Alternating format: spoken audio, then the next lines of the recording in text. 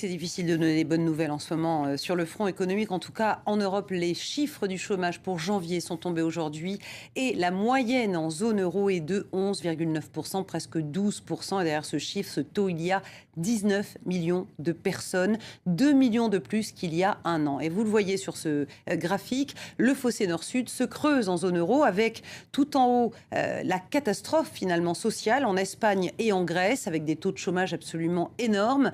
La situation qui s'aggrave aussi en Italie, par contre, à l'inverse, de l'autre côté du spectre, on a notamment l'Allemagne et les pays du nord de la zone qui, eux, ont des taux de chômage autour des 5 ou 6%.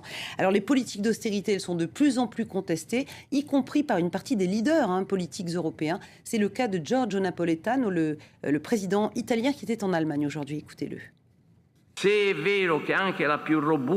Même les pays les plus robustes, les plus compétitifs, comme l'Allemagne, sont exposés aux conséquences de la récession. Une récession qui a mis KO de grandes économies, comme la nôtre en Italie. Il me paraît donc légitime de demander à l'Allemagne de contribuer en actes, et pas seulement en paroles, au retour de la croissance et de l'emploi en Europe. Et c'est vrai que l'économie italienne a été mise à dure épreuve en 2012 avec une récession, un recul de la richesse nationale de 2,4%.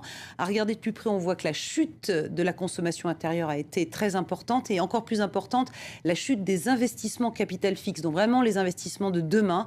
La seule chose qui tient bon vraiment en Italie, qu'il faut souligner, c'est la vigueur des exportations qui augmente de 2,3% l'an dernier. Et au niveau européen, eh bien, les prévisions pour 2013 ne sont pas bonnes, Myriam. Oui, les indicateurs avancés, plus exactement, ça donne l'idée de ce que va être l'activité économique dans les semaines qui viennent. C'est donc l'activité dans le secteur manufacturier, ce qu'on appelle les indices PMI.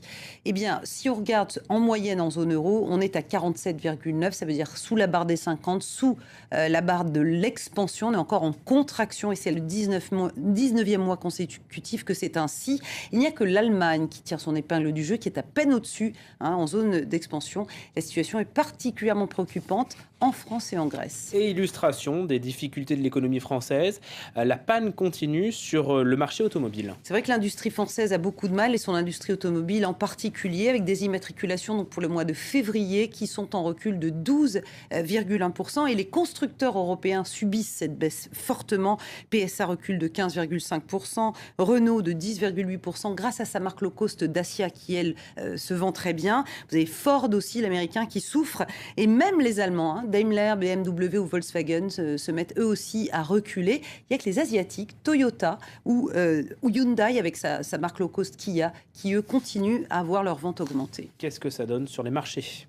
Alors sur les marchés en Europe, autant vous dire que ça n'est pas franchement l'euphorie. Paris ce soir a terminé en baisse de 0,62%, Francfort a reculé de 0,43%, seul Londres a terminé sur une hausse de 0,28%. Et c'est également la production manufacturière, l'indice PMI manufacturier chinois qui a fini de casser le moral des Européens, puisque cet indice est à peine au-dessus des 50, donc la barre d'expansion, et c'est le plus bas depuis 5 mois, c'est décevant. À Wall Street, bizarrement, alors qu'on est en plein psychodrame du plafond de la dette, là, les chiffres sont bons parce qu'à la fois, on a assisté aujourd'hui à un rebond du moral des ménages, une accélération de l'activité manufacturière là-bas, et puis une résistance relative inattendue même de la consommation. Le Dow Jones est en hausse, plus 0,25%, Nasdaq plus 0,30%, S&P 500 plus 0,23%. Voilà, vous parliez du plafond de la dette aux États-Unis. Il n'y a pas eu de miracle à Washington. Non, pas d'accord, effectivement, entre les républicains et les démocrates pour se mettre d'accord sur les moyens de réduire cette dette absolument phénoménale et le déficit budgétaire. Donc il fallait s'entendre après des hausses ciblées d'impôts sur des coupes ciblées dans les dépenses publiques. Pas question, donc il va y avoir des coupes automatiques. 85 milliards de dollars uniquement pour l'année 2013. On ne parle que de l'année 2013. Il y en aura d'autres pendant une dizaine d'années si rien n'est fait, si aucun accord n'est trouvé. Et ce soir, Obama s'en prenait évidemment aux républicains. Écoutez-le. Nous allons nous en sortir. Ça ne sera pas l'apocalypse, comme certains l'ont dit. Mais c'est stupide. Ça va porter préjudice aux Américains et à l'économie en général. Mais si le Congrès reprend ses esprits, Alors dans 1 mois ou 3 mois, nous aurons les moyens nécessaires pour faire repartir l'économie beaucoup plus vite. Et toujours aux États-Unis, une victoire pour Samsung dans son bras de fer avec Apple. Oui, un juge californien vient d'invalider près de la moitié de l'amende que Samsung était condamné à payer dans son procès contre Apple pour viol de brevet. Donc c'était une amende de 1 milliard, un peu plus d'1 milliard de dollars, et c'est 450 millions qui ont été annulés. Le juge estime qu'il faut faire à nouveau un procès pour cette partie donc des viols de brevets contestés donc par ce tribunal. Les deux géants, je vous le rappelle, s'accusent mutuellement d'ailleurs d'avoir copié l'un sur l'autre, sachant qu'Apple aujourd'hui reste leader sur les tablettes tactiles, mais a été dépassé par Samsung sur les smartphones. On termine avec la Belgique. Les ouvriers d'ArcelorMittal sont solidaires des Caterpillar. Oui, le géant américain, effectivement, a annoncé qu'il allait supprimer 1400 emplois en Belgique sur le site de Gosselies, c'est près de Charleroi. Et aujourd'hui, effectivement, les ouvriers d'ArcelorMittal les ont soutenus dans leur mouvement de protestation.